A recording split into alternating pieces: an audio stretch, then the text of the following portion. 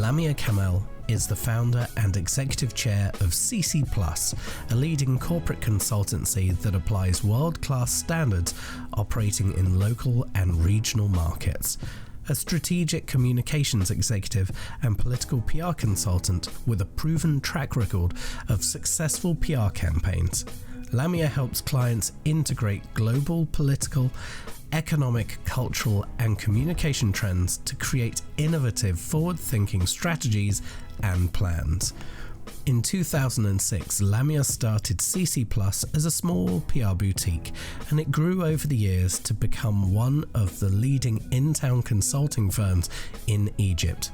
In 2016, she founded the Narrative PR Summit with 5 implemented editions featuring a prominent lineup of speakers to become a platform promoting nation branding under the patronage of Egypt's cabinet. Lamia is one of the pioneers in political communication in Egypt. She's been involved as a communication strategist in many of the most highly visible campaigns in Egypt. And here is my conversation with Lamia. Lamia, welcome to Fuse. Thank you so much for joining us. Thank you so much, Dan. I'm really looking forward to this, and I'm very excited about doing this podcast. I think you're doing an amazing job with engagement, and I'm really, really happy to be part of this. Having discussed with you previously all the things that you are involved in, I kind of look at my life and I'm very happy with where I am in my life, but I do think I could be working a little bit harder. So just in that sense, how do you, look at all the things you do and then actually just when you get up in the morning, what is that typical day? Is it the reach for the coffee first? Is it reach for the notifications on the phone? Take me through that typical day. I'm one of those people who need to stay inspired. I need to wake up with a purpose every single day. And if I don't have that, I lose direction. I don't know. I get distracted. So every day I have something big that's going to happen in that day, and then a bunch of small things. So a typical day for me would be to wake up in the morning and yes, to reach for the notifications to see if there's anything big happening in the world, any major news, anything that might get my attention. But I try not to get too much into that because you don't want anything to play in your head or get brainwashed by anything. You just don't want to indulge so much. And it's so interesting that from a PR perspective, you'd expect people to indulge in news, indulge in social media, but actually we shouldn't, and we don't. So we have this healthy distance with it to maintain objective and positive and constructive and focused. So I look at that for like a good half an hour. I look very quickly at any urgent email, anything that requires my immediate attention. I usually then go for my exercise. Then my cup of coffee, then I'm on the road for my big day. And because I work in PR, I have a lot of events happening. So I have between social events and work events. So my day does not end at 5 p.m. It ends like a little bit after that, like with the cocktails and everything. So I can come back home and then go back again to the road and attend something, do something, meet someone, and together all going. So it's pretty much a life and a job, and that's why in the weekend I just sleep or chill and relax. I'm not done with it. People like to go out. I'm like, in PR, that's what we do. We pretty much go out every day. We pretty much see people every day. So actually, we sit in during the weekend. We don't do much in the weekend. So yeah, that's pretty much my day. I'm just listening to how you phrase this, and it just strikes me that for a lot of people outside of what we do, they don't understand. They look at what we do. Some people think that there's glamorous bits that we have. Many people understand that it's a lot of hours and it's hard work and there's a lot of focus, because they're our friends and they understand that. But what people often struggle with is that concept that here's the office time Then there's the get ready, and then there's the networking, the event. It's the being there for a client. It's, absorbing someone else's story to be able to go, okay, well, what can I do with this, or whatever it may be, for building to something else in the future. And what I don't think people understand outside of our bell curve of professionalism is it's not just the time, but it's the level of focus that you need during all of that time. Because I've never found that you can switch off, because as soon as you switch off at an event, you miss something or someone. And this was my lesson. Someone refers back to something that happened at an event and you go, oh, yes. No, yeah. So you've got to be on with these kind of things. Oh, for sure. I mean, it's not just a job for us. I think it's a way of life, and it's also a character. And you need to be genetically built for it. I mean, it should come easy to you. Obviously, I mean, there are things that you can do, but it'll take you time to do. It'll take a lot of effort to do. And there are things that you're quite comfortable at doing. So I think PR is one of the professions, or communications, or journalism. It's one of those professions that you really need to be who you are, and it should not be a stressful thing for you. Because if it does become stressful, that this is the point where you lose focus completely, or you will not be delivering, and hence you will not be satisfied, you won't be happy. So it needs to be the kind of thing that you do with grace, and you do with humor, and at the same time you take it seriously, but it doesn't get to you. So it just, you have to balance all these things out, right? You need to understand what a crisis is, so you don't magnify things, you don't take things out of proportion. You need to know who you're talking to, who you're spending time with, how to allocate time without being obnoxious or rude or intrusive. So it's just all these communications recipes that you have to understand, have it built in, and then with experience and wisdom, you progressively get better at. I mean, obviously, I wasn't this way 20 years ago, but with a lot of experience, a lot of hurdles, a lot of time, you start learning things and picking on things and giving things the right magnitude. And also for your team as well. I mean, you need to show them what they're going to be. So you don't want to be unfocused. You don't want to be obnoxious. You want to be who they see themselves in 10 years as.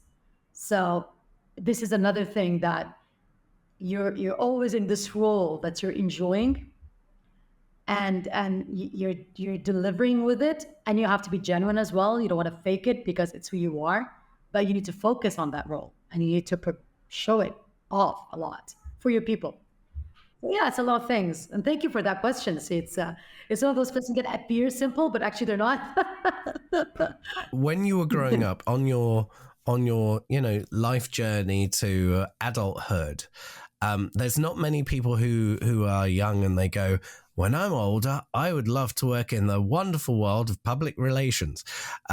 It's something that kind of happens to people, and they come from different ways. And it might be that they're very attracted to the story that others have, or feeling the honor or the responsibility of giving a voice to other people, or helping people have that voice.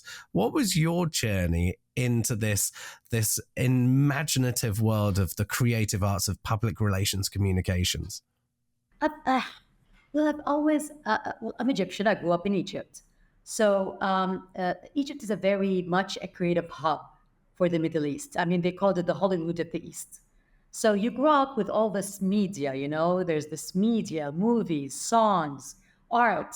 So I always had this creative side in me, and I always wanted to communicate. I was good at communication, so I'm good at writing. I'm very good at performance, like theatrical performances and stuff. But in the '90s, I mean, from where I grew up as a family, it wasn't a really applauded profession to be an actress or to practice that. So I had to go for my second hobby, which is writing. So I remember I went to my dad in the '90s, and my parents, and I was like, they're both diplomats. They work at they both have this diplomatic background. So they did a lot of traveling. They're very open-minded. They're very focused on education. And I was like, I'm going to be a journalist. My father he used to like writing as well. He's like, why do you want to be a journalist? Anybody can be a journalist. I'm like, no, not true. So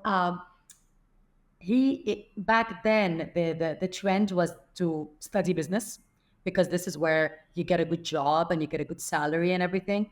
And as parents, they want me to graduate and be in a job and get paid well. And so they kind of, I don't say forced me that, but they convinced me to get into business school. And that's what I did. I went to to AUC American University in Cairo, and I enrolled in business, which is a very high GPA. I was very studious. I got all straight A's, and I got into that. But I never enjoyed it. I never liked it until I got into that course, which is a PR course. I mean, I did it because I had to. And the thing is, you do what you have to do. So I did my best, and my best was good, but I wasn't happy. I wasn't. The only thing that made me happy is to do these theatrical performances in school. So I got onto all those plays, I auditioned for them, I got onto stage, did all those roles, and communicated a lot of things that I wanted, all this energy that I had bottled up. And then I had this PR course, right? And I was so intrigued because, unlike advertising and marketing, PR has always been this black box. What exactly is it? Is it writing? Is it events? Is it connections? What do you do? Who do you talk to? How do you influence people? And I found it exceptionally challenging. And I'm sure in Europe, in the UK, in the US, in Canada, and all those progressive countries, PR was pretty much understood, right? But in the 90s, it wasn't that way. Nobody knew exactly what you should do. So I graduated. And the first thing I did is that I applied in a job in Vodafone. And it was a PR entry position. And I got introduced to what PR is done on ground versus what I studied in books, right? And I saw how it's done in terms of agency versus client. And unfortunately, at that time, there were only international PR organizations, mostly. Maybe there was one local or something, but there were mostly international PR organizations. And it was the rise of PR, the beginning of the rise of PR. And this is the time when I thought, oh my God, this is where I want to be. This is what I'm going to do. But I want to, at some point, have an agency to be able to deliver PR at a very good cost, because I could see the cost is really high, with the hour rates and the international thing. So it was something that grew on me, because, to be quite honest, the way I define PR, it's the business counterpart of journalism. So if journalism is about creativity and writing, PR is the business part of it. So we try to sell each other to each other. He's trying to convince me that he has a good story. I try to convince him that there's something coming out of from my source, and we, and then we meet midway. And then as PR grew, you get introduced to other stakeholders like investors, employees, blah, blah, blah. But it does start with journalists. It does start with media. And these are the biggest stakeholder of all time. And because it's something I love to do, it's something that I enjoy doing, I felt I could make a difference. I could be something else. And yeah, that's how it happened. I know it sounds a little strange to you, because in the West it's very progressive, but in Egypt it wasn't as progressive back then. Now it's catching up, I think. On your journey, I'm really intrigued. If it wasn't a developed market at that time, where were the opportunities? Because if the schooling was in a certain way, and if the activation, if the way that things worked in the actual market weren't done in the way that they're done in other territories, how did you get that opportunity, or what did you start in, and when did you realize you could bring more to this, and then the entrepreneurial spirit came into this? I think it all started with being really creative and really being into the art and media part. So I remember vividly, it was the year 2000, and I came up with the idea of doing a media club, because it was really hard to push our stories through. And I was in Vodafone then, and it was a lot of pressure, because these stories were all commercial to the journalists. The journalists thought it was too much. I was 23 at the time, and I thought, what am I going to do? How am I going to break the narrative? How am I going to break this relationship? How am I going to get through those people? And back then, it was a tough crowd. I mean, there were a lot of international media present in Egypt at the time. Journalism was really happening. So I thought, you know what? I'm going to launch a media club, whereby every month I'm going to do a meeting to those media, both English speaking and Arabic speaking, and I'm going to host. And then we're going to discuss topics that has nothing to do with telecommunication or our business. And I think the company was so amazed, and again, because those are great leaders. I mean, it's a great company, great leadership, and they thought, you know what, do it. Just show us what you can do. And to trust a 23-year-old at that time, it gave me a lot of confidence. And I was a really confident person at the time for my age. So I started doing things. And this is when I thought we should not accept definitions as they are brought upon us. I mean, we should create our own definitions. We create our own narrative. We create our own story. If people tell you, oh, that's going to fail, that never works, who says? I mean, there's a different experience for everyone, and there's always a way to do things. And you need to, like, not just think out of the box, you need to break that box and just fly out of it, you know. So I think when I started experimenting with things and I saw the impact of those things, I realized, oh my god, there is a gap, there is something to be done. And as an adventurous young girl, I thought I really have nothing to lose. I mean, not much. So I founded the company I took time off, I did my master's, I had started my family, and then at the age of 27 I launched CC Plus, which is my PR firm. And everybody thought, why? Why do you want to leave this large organization, this huge company with huge potential, and do your own thing? And I thought, because there is so much to be done. Because if I sit in corporate, well, first, I'm sure you know, corporate is very stagnant. I mean, you need to get a lot of approvals, convince a lot of people doing a lot of things. Things take their time. It's a large organization, multinational, and I really wanted to see results. So I was getting impatient. I think this is the point where I realized that corporate is not made for me, and this is another lesson: is to really connect with who you are and what you do best and where you should be. There is no right or wrong here. There is no box that you have to tick. It's you create your own thing. So I took the decision, and I went for it, realizing that there is potential. You've mentioned in things that you've participated in online on the internet, videos that I've watched previously. Your passion and belief in the opportunities and the chance that Egypt has and the region has particularly is enormous. So was there a factor in that decision when you were looking at, I'm in a multinational corporation, but there's such potential in having a made in Egypt solution that I want to be the one spearheading that because of not only my belief in me, but my belief in what people from here can do? Oh, that's very spot on.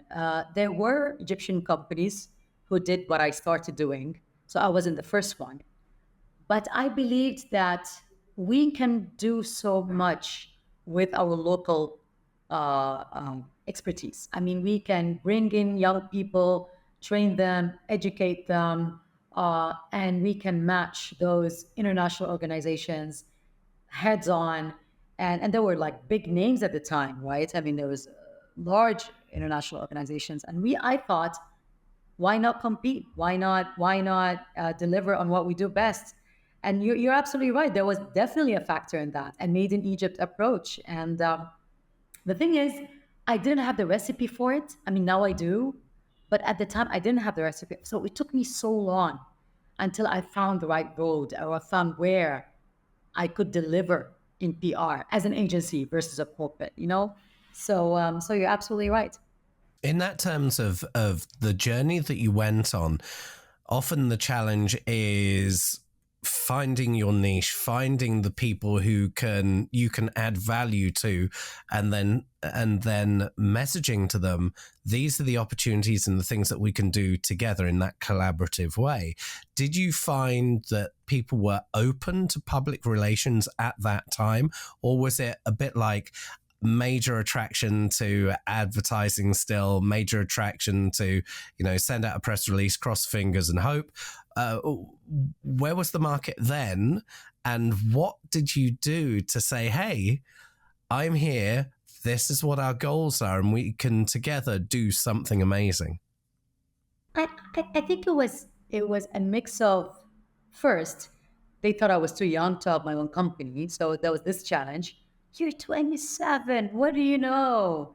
You're starting your own company. It's a lot of work. You need money. You need people. You need teams. So there was this doubt on your leadership. How can you pull this through? And there are times when I would present my work, my credentials, or my potential. I didn't have credentials back then, but my potential. People would be like, you know what? Forget it. Close that company. Come work for us. And there was a number of international organizations, international institutions who offered me jobs when I was offering my service as an agency. So there was this doubt on my leadership, on my experience. But there was also those who are quite visionary in the way they do things. And they had, although they're employees, but they have an entrepreneurial mindset. And I always say it, entrepreneurship is not a career or a job, it's a mindset.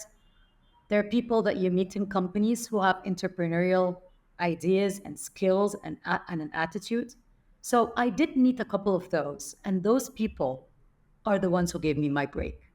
And to be quite honest, and that's a tip I would give to anyone, uh, you need to work really hard and be consistent, because along the way, there will be that person who would say, you know what, with this energy, with this passion, because you love what you do, right?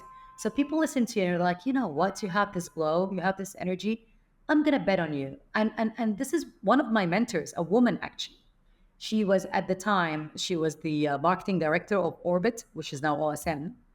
And she now leads one of the biggest radio stations, Mibul FM and Nile FM in Egypt. This is her time. This was current time. But at the time, she was like, you know what, Lamia, I'm going to bet on you. I'm going to sit back and watch what you, someone who just founded a company a couple of months ago, can do. And I stayed with her for years up until today. So the mentorship is very important. And that's why every single leader has to find it in him or her to be the mentor. Because you're giving someone a break, you're making his day, you're putting someone on the road, you're putting someone on track, and it comes back. And we have to realize that it's a cycle. And there is always going to be someone who gives you a break, and you have to do the same to other younger people. And that's the recipe that I witnessed. I mean, you read this in books, right? Giving back and paying forward, and you think, oh my God, it sounds great, but does it really happen? And there are times when you're so stressed out, and you don't have time for this, you don't have time for that. But really, it's these times when you actually decide to be generous and to do something right, when the world ignites for everybody's favor.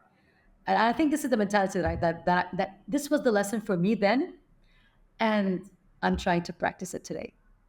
You've got such an infectious level of energy that you bring to this. And I see through content that you make and through our conversations that we've had that I come away quite enthused and with that energy that I want to try more and do better. So I always appreciate people that bring that energy out in me, because it's an infectious thing. We spoke previously, and something we can touch on now as you've mentioned it. Not only the industry and selling your wares to industry as someone who was young at that time, coming in and going, hey, I'm going to disrupt, I'm going to bring a difference, and let's do this together.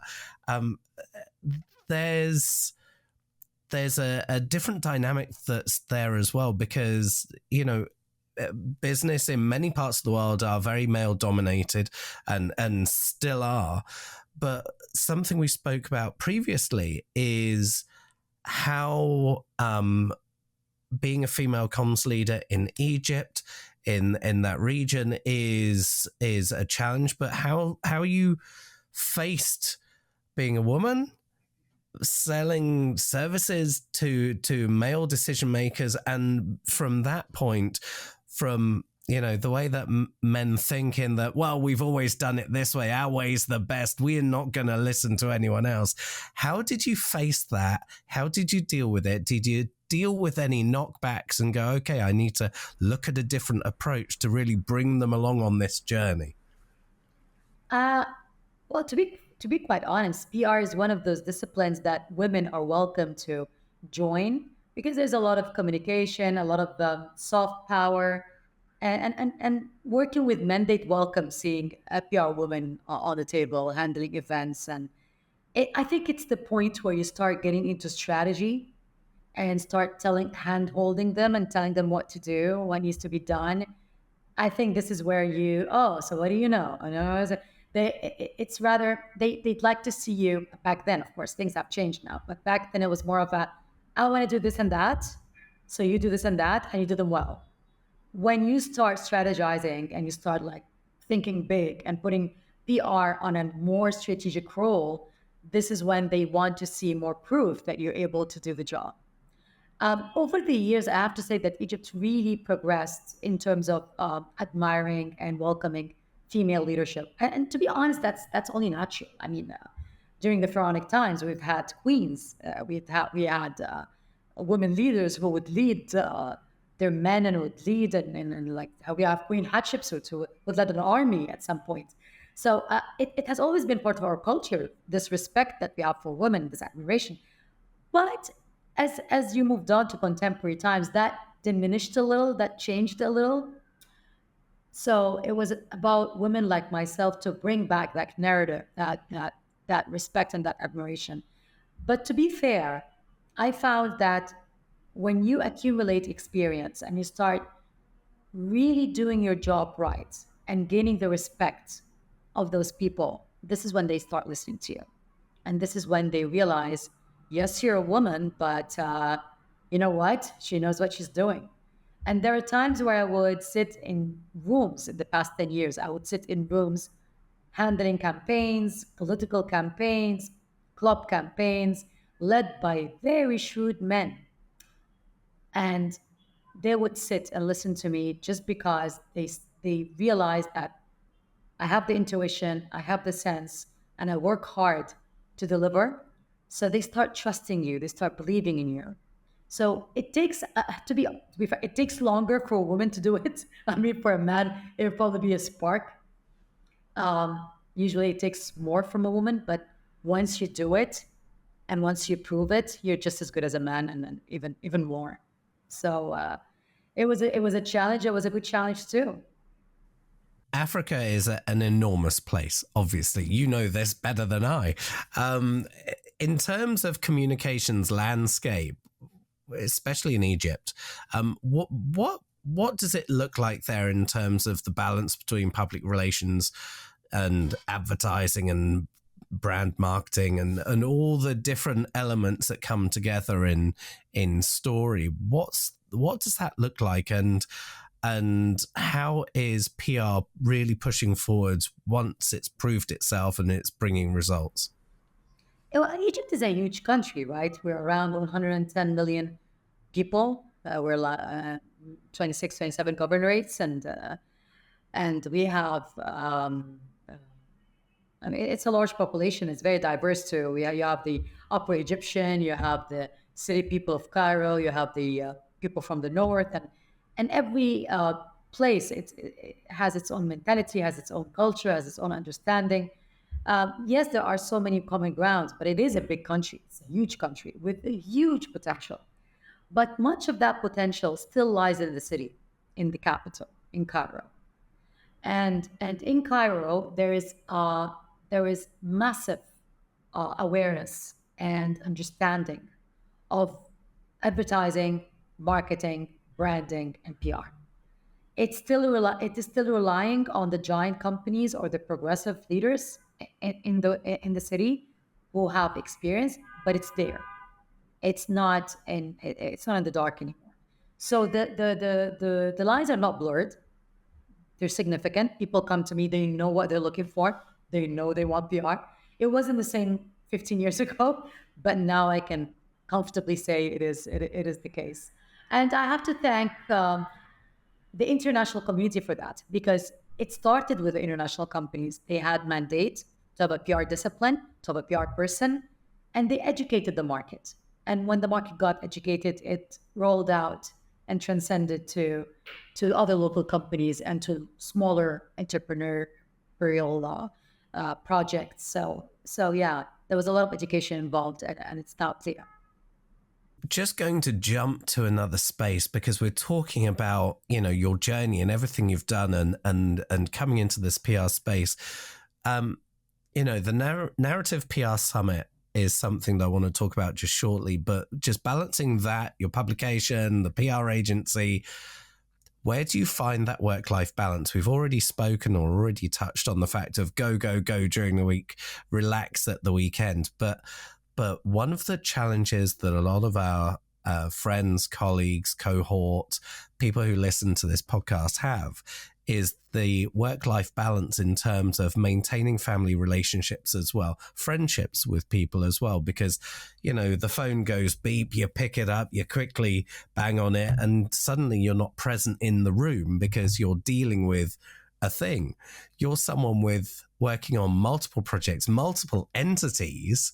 How do you personally find that balance and have that switch off time to focus on family and friends? I'm going to be completely honest.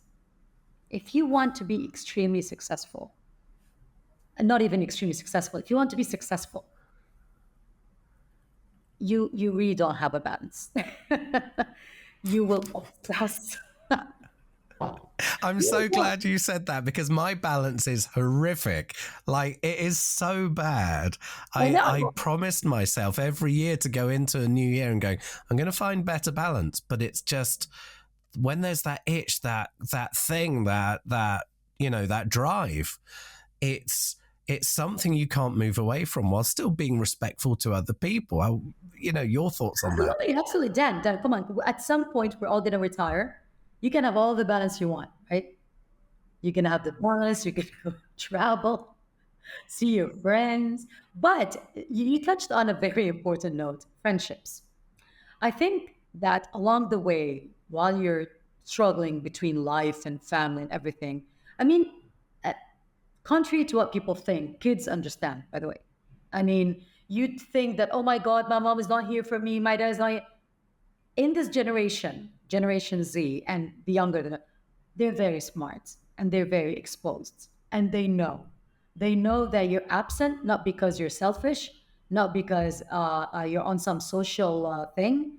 You're actually doing what you have to do in the circle of life to get to where you should be. And they realize that your ambition will drive their destiny as well. So kids know. Kids don't want loser parents. Kids don't want parents who sit by, do nothing. I mean, you need to do something. So if you want your kids to be inspired, you don't have to worry about working hard because they know. The kids of this generation, they know. So kids understand. Those who don't understand are your friends. And I think there is an expectation here from friends that from time to time, you need to show them that you're there. You need to show them that, yes, you're busy, but there will always come a time where I will be here for you. I will see you. I will make time for you. And because these are the people you want to invest in, so that at the time when you need them, when you're retired, you want to spend time with someone, it's going to be your partner, your kids, or whoever, and your friends. So it's a big part of your plan. So friends need to be part of the equation. It's just the word balance. We keep bringing it to the conversation, but to be honest, come on, what balance? I mean, you're working around the clock. You're trying to maintain a good company. You're trying to bring in money to pay your salaries, to maintain growth, to connect with your clients, to make them happy, and at the same time work on your personal brand, your personal presence. If there were to be a balance, it's a mental balance, not a time balance. And this is where we all should think. There should be a time for your own time, like a me time, a meditation time, a shutdown time, a time off to refuel. If you need to refuel with friends, you can, but it should be for your own sake, not to support others who are waiting for things from you, but rather for your own stability, for your own balance, to be able to give back in work, be present with friends when they need it, be around for the kids at times, but to assume that in the 18 hours of the day or 17 hours of the day, You're going to have time for everyone, including your work. That's well, and you have traffic in Egypt too. I'm in traffic. I'm not there, but there was like a couple of hours or 2 to 3 hours on the road. So yeah, I mean, we need to be honest because sometimes we keep throwing in these things and we make people feel bad about themselves. Like you need to be positive all the time. You need to find work balance. You need to be a family. There's things that you just cannot do. You do what you have to do, and you do your best. And stop apologizing for your shortcomings because you do what you need to do. And that's my take on it. I mean, Yeah, I think it's a very important thing to understand that you need time to be able to decompress. You need time to be able to reintroduce yourself to you and go, okay, breathe. yes, That yes. internal balance is absolutely critical. That's why I do the podcast. Yeah, That's yeah. that's what it wants to me. It's exactly that. So once you're in the right place, in the right mindset, you're working to the best of your ability, maintaining relationships, being there for others, which also translates in that being authentic in your workspace as well, authentic in communication, in listening, and being able to manage what the message is outward and understanding and have empathy for the messages coming inwards.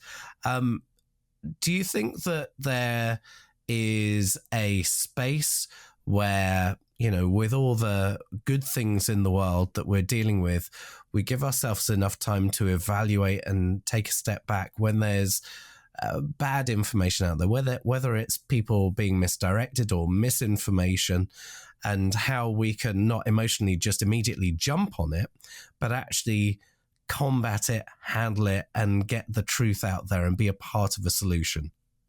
Well, there are times, Dan, when you need to go back to basics and not complicate matters. I mean, there will be challenges that you meet on the way, right?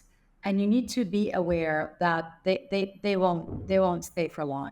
I mean, sometimes we magnify things, we take them out of proportion, or assume this is the end of the world, where actually it'll take its turn. This too shall pass. The good times will pass, the bad times will pass, the challenging time will pass. Sometimes you need to practice the power of the pause. Sometimes you need to be active, but between the pause and active, you really, really need to not lose yourself. And when I say not lose yourself, is when you start doing things that will diminish your soul. Really, it will take away from the core, from who you are. And when you look at the pyramid of life, when you look at the cycle of life, you really need to be okay with where you are. And you need to understand that we all need each other and we all connect to one another. And there is no, yes, there is the king, obviously, and there's the minister, there's, right, but even those with the smallest jobs, or you think they have the most basic jobs, without those jobs, life can stop. So realizing that everybody matters, realizing that we're all connected one way or another. You note where you are in that cycle, you realize where you are, you deliver on your role, and you don't feel sorry for it, you don't apologize for it, and you don't compromise it. You just do what you have to do in that cycle and realize that it's not about you. There are people involved in that realm. There's a cycle that goes around, and there are people involved, and people who are relying on you for that. And to be quite honest, sometimes I lose focus. And interestingly enough, it's people like my kids who are really, really young who bring me back to that, who tell me stuff like, that wasn't nice. Or something like, but why? Shouldn't it be okay that she does that? They bring you back to basics, right? And they remind you of where the soul is. And I think this is where we learn from our children. And I think if you have children, if you don't have children, whoever relies on you for direction, whoever relies on you for a compass, you really need to understand that you learn from each other. you're not the master. You're not the one delivering on information all the time. So balancing all these things out and humbling yourself and grounding yourself to being open to these things really helps you professionally, because sometimes the youngest person in the organization would come to you with the craziest idea or with the nicest piece of information, and it's always fine to embrace that culture, to understand that we're all students here and we're all teachers as well, and with this dialogue, yeah, what can happen. The thing that I've always said is be really respectful of three people in any organization because they actually know more about it than you think. The first one is the cleaner. The cleaner knows where everything is within the business. And without the cleaner, how can we do what we do? The second one is the security guard. The security guard, number one, their priority is keeping the facility and you safe to give you that sense of calm to be able to focus on what you do. And also, so often they are the nicest people in the building. And the third one, if there's a secretary or a PA, they know everything that is happening in the business because they always need to be on to what's happening over here, over here, over here, and over here at the same time. So number one, be nice to everyone in an organization. But number two, the thing for me is never, ever dismiss an idea that any of those three people have, because they have been around your business and by osmosis, they understand your business. And if they have an idea, don't dismiss it. Listen to them and just think, actually, is there something that we can apply with this? And really importantly, if they bring something forward, recognize them for it. Because I can tell you, there was a security guy who was working in a building that I used to work out of. I was walking past one day and he just went, Dan, I was talking to this guy who does a thing, who might have another thing, and I don't know, is that something for you? And it turned into one of the biggest contracts we ever had because of that relationship. So I will implore everyone, don't walk past the cleaner or janitor.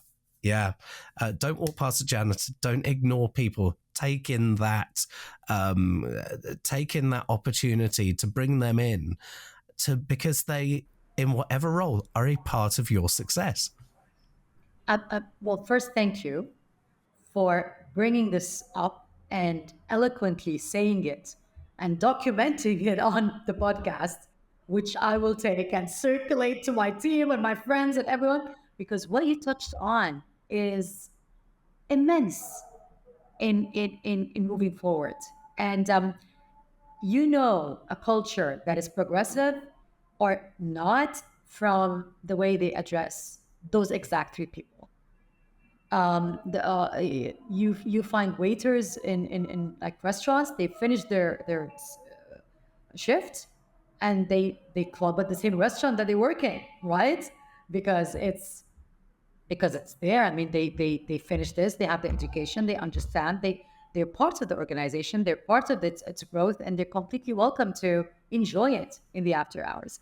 So it's just that I'm so glad that you brought this up, and I'm also it's something that I wish we would see more in our culture, because our culture is very I was saying classist, or and there's a lot of we disintegrate between those who are very educated and those who are not, and or those who have the experience and those who are not, and we tend to see that although there is so much potential, and with a country like England, half of it is either poor or has a not privileged in terms of education. Um, there is the intelligence and the connection that they have with the world that you can definitely benefit from, and you can elevate them and you can inspire them to be much better people. So yeah, thank you for aligning with me on this one.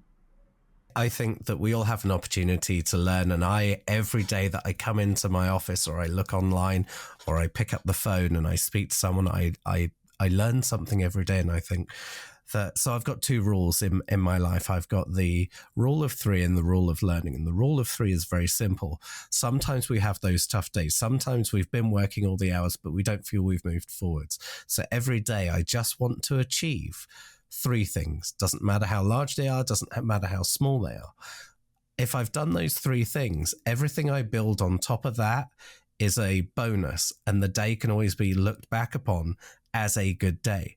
And the other thing is, I want to walk away having learned something in a day. You can't do it every single day, but just by sitting, taking time, and in fairness, slowing down, sitting with people that I don't normally sit with and just listening is it's amazing. Talking of that bit, the coming together, the collision of ideas, that moment where you sit with others and you collectively learn from someone else. The Narrative PR Summit, what was it that led to the birth of it? And, the things that you've seen over the years, the impact that's come as a result of it. Well, the Narrative PR Summit, it's a nation branding platform. The aim of it is to reposition Egypt differently to not just Egyptians, but also to the world. It started off with me, CC Plus, my team, hitting the 10-year milestone, right? And everybody's like, oh, it's been 10 years, let's celebrate, bring a big cake, do a party, invite everyone, which is all great ideas, right? I mean, you do all of these things, but this is the normal thing, right? I mean, this is how we celebrate. You get a cake, you invite your friends out, invite your team out, you invite your clients out, and you basically do something that will be nothing 48 hours down the line, right? The thing is, I was because again, this whole made in Egypt notion that you brought up earlier in the conversation, I always felt that there's a gap between the PR professionals like myself and how Egypt is being portrayed in the Western media, not just Egypt, the Arab world in general is being portrayed in the media. There was a lot of conversation about the political situation in Egypt back then. I felt that this country deserves to be recognized, not just as a historic company, as an old company with its heritage, its monuments and all, but a country that is so progressive, that has such 50% of its people are less than 30 years old, young, dynamic, creative, warm, exciting, crazy, and at the same time has the leadership from the private sector and the public sector to push things forward. So when we turned 10 years, I thought, you know what, we're not going to do an event. We're not going to do a party, I mean. We're going to do a summit for PR people, for the industry, to grow that industry, to empower that industry, to enable it, to do more for the country, not just on our commercial business levels, but to the country at large. So that was the notion. And I remember when I was calling my PR friends at the time, like, what? No, you crazy? We do a summit? What if it fails? We're all going to close down. Nobody's going to pick up the phone and send us an email and tell us to do summits for them. I'm like, what's your definition of failure? They're like, if nobody shows up. I'm like, yeah, but aren't we all there? Us and our clients and people we know. I mean, if you have 50 people in the room, that's fine. Like, Lamia, it's a bit, anyway. So I took it upon myself at the time, it was 2016, to launch it. And it took few people who believed in the idea to say, you know what, we're on. 2 or 3 leaders who, ex-minister, another CEO of a telecom company, another CEO of an organization, they said, you know what, we're behind you. Let's do this. Let's see. What are we going to do? Seriously. And that's the whole giving back, right? That's the whole listening to ideas and maybe something will come out of them. That was in 2016, which is like 8 years ago. It was really good because we got like 500 people in the room, amazing lineup of speakers. And that was the point.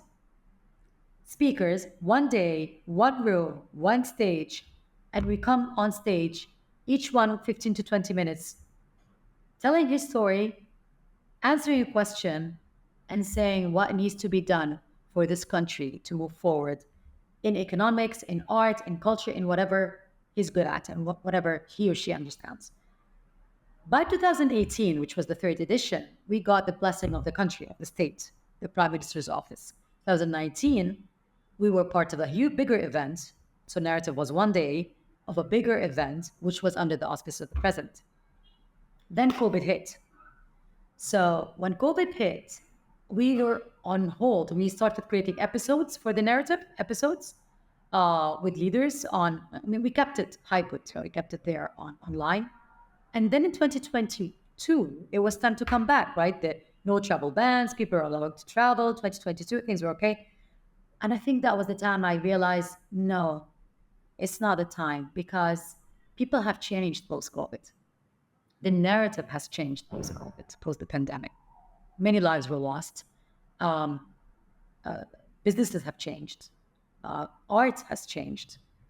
And the appetite for large events in one room, listening to people, allowing everybody to be the same place at the same time is no longer there. So this is when, and to be honest, I was very much influenced by my experience in the Ministry of Tourism and Antiquities. So I thought, you know what? Let's promote Egypt through its destinations and its people, and let's make it small. So in 2023, which was a big comeback for the narrative after 3 years, that's what we did. We brought thinkers and leaders, just 150 people. 30 were speakers and 120, each one was fit to be a speaker. It was more of a think tank, it was more of a meeting. And we had a full day at the Red Sea because the Red Sea is a big part of our narrative. So no longer the city. Let's get out of the city. Let's go for a day and a half or 2 nights. Let's talk. Let's see how we need to challenge ourselves. And despite the economic situation, with us in one place, we'll get inspired to move forward. And then we had all those documentations and recommendations, which we sent out to everyone, and that kept the ball rolling. So I think it was a big. It's a long storyline, right? It started as something, it ended as something, and the story goes on. I mean, it hasn't ended yet. It's just. It's incredibly exciting, and I'm just from people who've worked in the public sector and people who've work in the private sector, and many haven't really been both sides of that, and there are those who have made a great success of being both sides of it. Your experience of serving as the Assistant Minister of Tourism and Antiquities for Promotion in Egypt, how did that come about? How did that even happen? And from there, what have you taken away as an experience to help the way you think in your PR business? I became very understanding to my team. Well, it started off as because I was really sharp, I was really fast paced, and I was really impatient, and I wanted quick results. Working with the government slows your pace and makes you understand that it's not really up to you. There are others who have the same things, and you're not the boss all the time. Because this is the thing that plays with your head, right? As a CEO of your own agency, you kind of pull all the shots. You do everything you want. But when you're part of a big establishment, you really have to respect the rules and the dynamics and the politics behind things. So I grew up a lot professionally and personally from that experience. But let me get back to how did I get into that? There was and still is, a direction in Egypt's regime to engage the private sector in public sector jobs.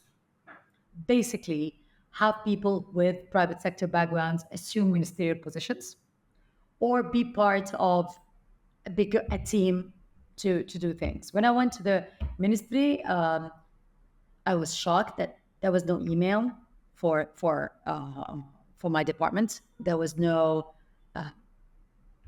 international English speaking staff who would communicate to the world. So I understood where the gap is. It was too local. It was too closed.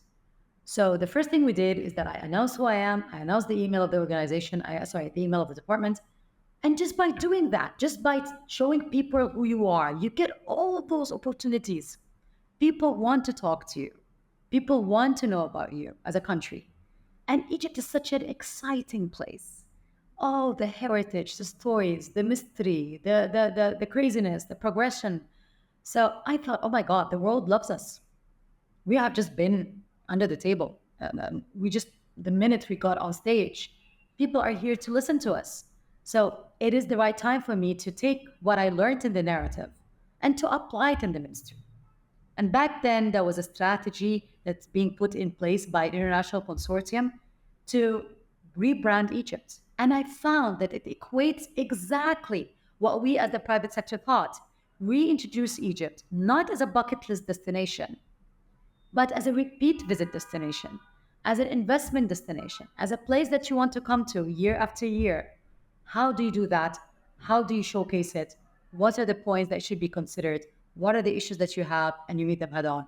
And I think it required someone from the private sector that has the guts, the courage, the audacity to change things and not worried because I didn't care if I'm going to stay. I didn't care to be a minister at that time. I wanted to do something right and I do it and then go back to my job. And that's exactly what happened. I stayed for a year and a half, finished my mission, got back to CC Plus, and I continued the narrative. And that's another thing that I see it a lot in the West, but in Egypt we struggle with it, is the idea that as a public service person, you're not going to stay there forever. You come, you do your job, and you leave. And it's okay to be a form or something. It doesn't make you less. It doesn't mean that you've been fired. It simply means that you're done, that you finished your. The culture, Dan, the culture here needs to change because that's why we attract people who just want to stay. No, we want people who are eager to leave. Who what? Because when you want to leave, you're kind of in a rush to deliver, right? And I remember my boss, the minister, would tell me stuff like, Lamia, can you please slow down because people are not really happy with the way you pressure them? This is the government, they take their time. I'm like, but sir, come on. How long are we both staying? Seriously, if I'm going to give them all the time in the world, it's going to affect our KPIs, right?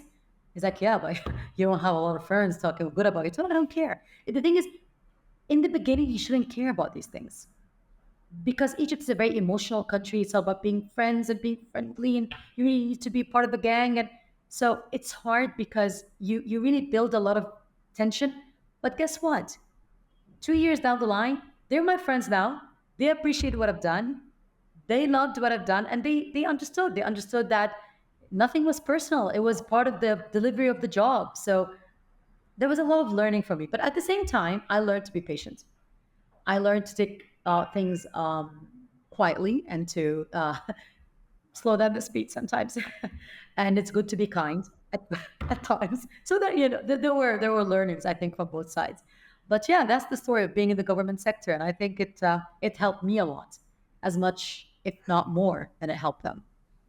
You kind of highlighted there that there's a difference in at that point in the use of the tools and the technology that was available and the way that it was considered of what was needed. When I look at many, let's say, tourism departments, they're split into two clear parts. One is the people who are relatively local and marketing and communicating to them, reminding them how beautiful this place is and getting them to do, let's say, staycations. And then that international piece or that national piece where they're really pushing a city, a town, a country as a destination.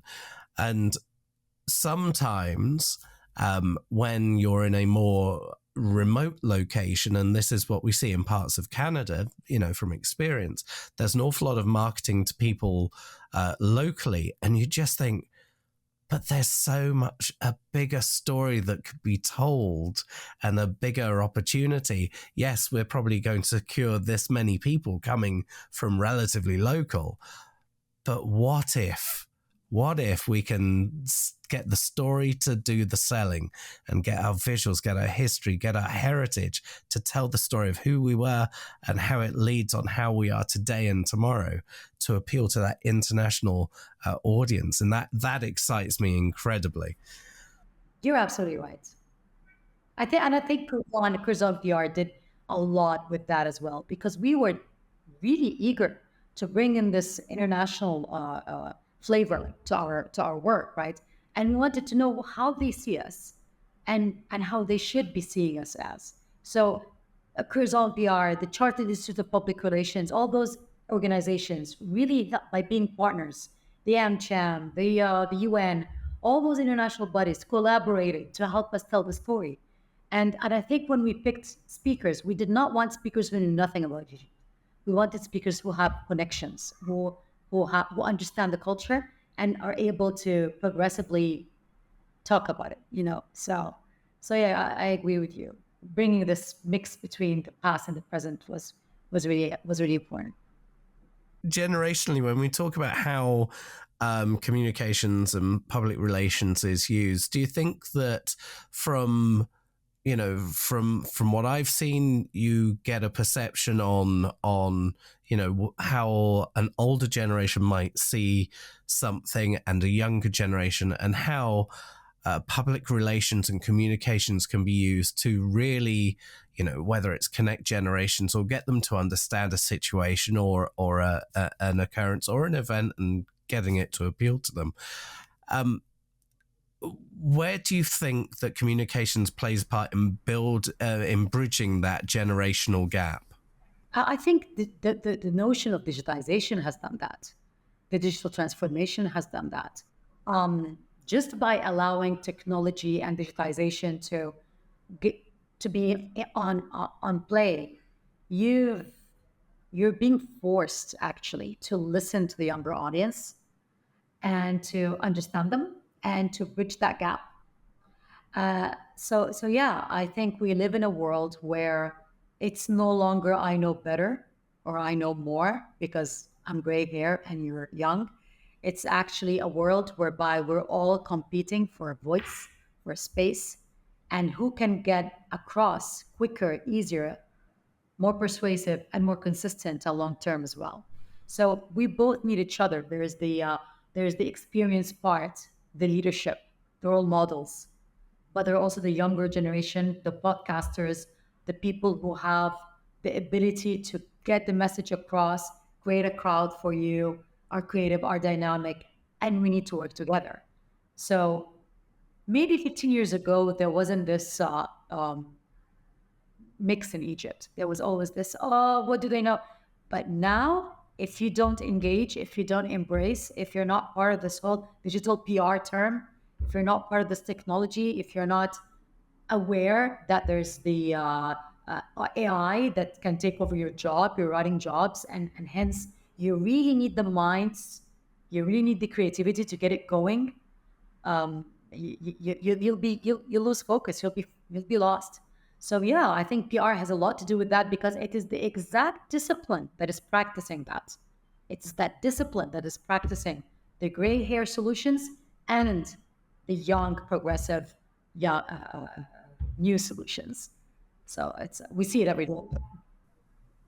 You have an energy, and I can see it for not only the work but people and building connections, which is a fundamental of what we do. But what I think that I find is your enthusiasm in terms of supporting that next generation as well, and being the mentor and bringing them along on the journey to make them the next generation of effective leader. Do you have maybe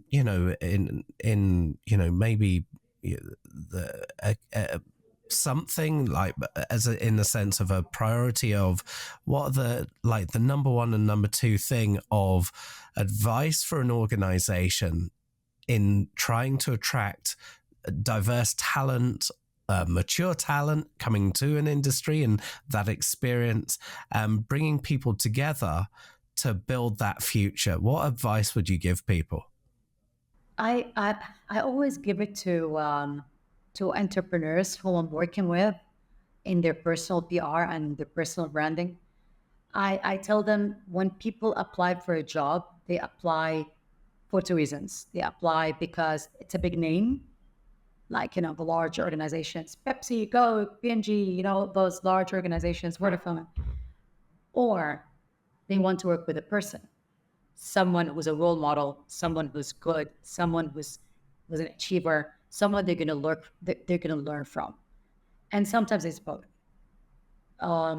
So my advice would be we need to breed leaders, and there's a difference between the leader and the boss. The leader is humble, responsible, and is a doer.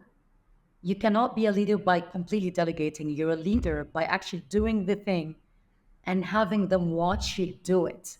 And when they do, they get inspired by your passion, by how well you do things, by how dedicated you review those press releases, how you look after those presentations, how you motivate your clients and you engage them and you bring them on board. So we need to breed leadership. We need to breed leaders, and we need to, because there's a culture of fighting leaders and wanting followers and wanting yes people. And sometimes the leaders come from those who say no, those who are rebels, those who want to break the box. And we need to understand that. We need to understand that those crazy people should be given the chance to become leaders. So breeding this leadership is a really important recipe, and always connecting your business to a purpose. When people come to work in CC Plus, there are larger companies than CC Plus, by the way. International organization. You have names like Conan Wolf, Person Marsteller, Hill and Knowlton. These are huge organizations, amazing. But why would someone come and work with this local boutique firm? Because they feel this company has a purpose. This company does the narrative summit, and the narrative is about nation branding, and they're trying to do something for the country. They're trying to give back to the country. And I want to wake up doing something for my country every day, doing something of a bigger value. So between leadership and purpose, I think these are the two main tips I would give for organizations to flourish. I am really intrigued about what inspires you. Who inspires you, particularly when it comes to thinkers, people who have inspired you, whether they are, authors or from the world of politics, arts, culture, etc., philosophers even, which have had the most impact on you? Oh wow, Dad! I know that question is coming because I saw it in the preparation. I was like, oh my God, how am I going to answer that? There's so many people. I love people who are passionate about what they do, who would cry their eyes out doing it, and those people include, but are not limited to, people like Elvis Presley, Michael Jackson from the art, Oprah Winfrey, Jon Stewart. There are people who are really indulged in what they do and they're crazy about it. Like they do so much passion. Even if they're comedians, Ellen DeGeneres, even when they're comedians, they just do it with so much dedication and attention to detail. And you look at them and you see them manifesting uh, glamour because of what they do.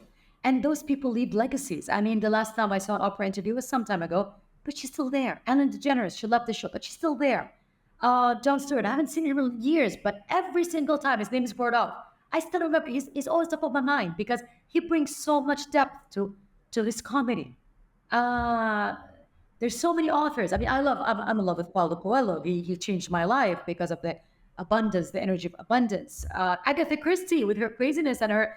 So there's so many people who are indulged in what they do, people who are crazy about what they do. It's a shame because I was watching Alexander the Great and on Netflix actually, and I looked and I was like, people who build legacies come with a price, Sometimes they don't have families. Sometimes they don't have time for things, but they leave so much inspiration for normal people like me to find that purpose and to find that energy.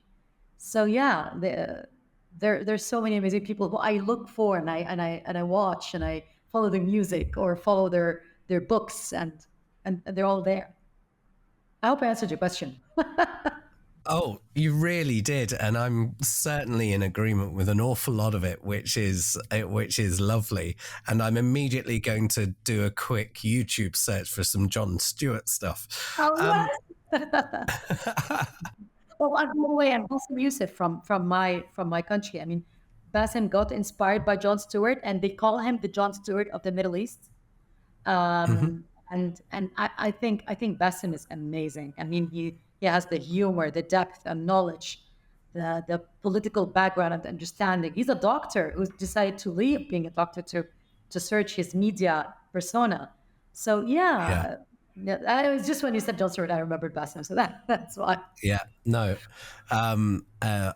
There's a fantastic comedian who I've interviewed many years ago called Omid Jalili. And Omid is just, he's hilarious, great thinker. Like the way he structures things always gets me thinking. But talking of brilliant people who structure and think a lot, I'm going to turn the spotlight back on you. And that spotlight is this. What career advice would you given to your younger self? Or, and this is something I want to add to this, when you were your younger self, would you have listened to your older self giving you advice? You know, I think I would have. And there's so many mistakes that I have done in the past that I paid the bill for them happily because I had to. But I wish there were things that I try to do the same with my kids, with my friends, or my younger friends, or my younger colleagues. I wish I was more patient. I wish I was more tolerant with people's shortcomings. And I wish I was not just easier on myself, but easier with people. I was tough on myself and with, I mean, I treated people the way I treated myself. So I was tough on myself. I was really competitive, and I did the same with people. So my criteria was really high, and my judgment was really high. I didn't have the patience or the tolerance, and I had my own, checklist. And I wish I was more understanding that people come with shortcomings and that people come with their own uh, motives in life, and that we're not the same, and there is no right answer. I wish I knew there was no right answer. Back then, I thought there was one right answer. There's one truth. I wish I knew better, and I really hope that I learned it early on. I'm glad I'm not saying this when I'm 75. I'm glad that in my age of offense, I realize this now before it's too late. So I made amends with things, and I made amends with myself. And yeah, I wish I was more chilled, tolerant person past. And as we get towards the exit door of this interview and this discussion, I do hope that we reconnect on other things in the future, because this has been incredibly insightful. And for me, it's not only your enthusiasm, your energy, but your passion for Egypt and bringing people together to, take it from a good place to an even greater place together and being inclusive. So I love that. If people wanted to find out more about you, your organization, the summit, everything, tell me where people could find that information. Oh, there's the website cc-plus.com. There's the Narrative Summit, narrativesummit.com, one word, .com. There's flairmagazine.com. And there's me, Lamia Kamel. So please Google it. Please look at our stuff, our YouTube channels, our websites, our Instagram pages, which are also there, Instagram and our socials, our LinkedIn. We try as much as possible to post what we do. We try to create collaborations with other people in the industry, reviving Egypt's excellence, well, the art forums, the different art forums. We believe that the soft power of Egypt is magnificent, but sometimes they don't have the financial means to do a lot of things. So we offer our time and our energy to promote them, and we do this for free because we feel that together we need to have purpose. So we very much try to promote that. So we have you'll see a lot of projects which we are part of, in addition to the narrative, of course, which is a non-commercial discipline. I mean, obviously there are sponsors, but we try as much as possible to keep it as at cost, because we don't want to commercialize it. We don't want to milk it. We want to keep it as objective and neat as possible. So yeah, the way we do things. And yeah, I look forward to talking more to the world. And I think a big part of me not being privileged as a younger person is because I wasn't as engaged the world as I am today. To me, the world was a shopping place, was a place to look at nice things. I wasn't keen on knowing people from the outside world. And when I did, I changed because I saw amazing people with amazing energies. They may be different, but they bring so much to the table. And I think by starting to do that, like maybe 10, 15 years ago, when I started paying attention to that, engaging with international audience like that, I changed, I grew. And that's why I believe in the power of dialogue and the power of conversations. I'm going to leave this conversation inspired. Thank you so much, Lamia, for the conversation and sharing your journey with us and the time that you've gifted us in this moment. And thank you for listening to this episode. You'll find this episode on the PRCA's YouTube channel, on Spotify, Apple Podcasts, alongside any other platform where you choose to consume your podcasts. I also like to say thank you to Farzana Badwell and David Olajide for co-hosting and producing this fantastic episode. If you want to hear more about what we do, you can go to prca.org.uk and /fuse. And if you would like to share this with friends, colleagues, communities, do help us grow our community. Any feedback or topics you'd like us to cover, please do get in touch. And we publish interviews every 2 weeks. Please do stay tuned as we have some inspiring stories in the pipeline.